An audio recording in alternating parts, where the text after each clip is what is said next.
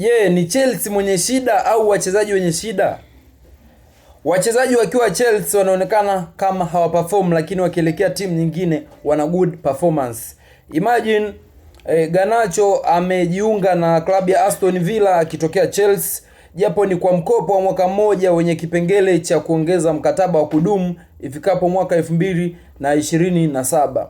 Ikumbuke siku chache hapo nyuma Marcus Cucurella alisign mkataba na Real Madrid akitokea katika klabu ya Chelsea. Swali ni kwamba ina maana klabu ya Chelsea haina uwezo wa kuwatumia hao wachezaji, ama hao wachezaji wana matatizo gani na klabu ya Chelsea?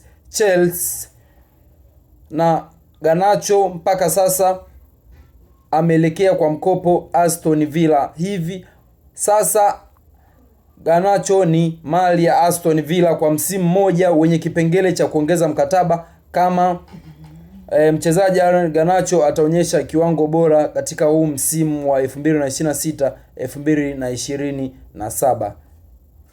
Keys Sports Verse.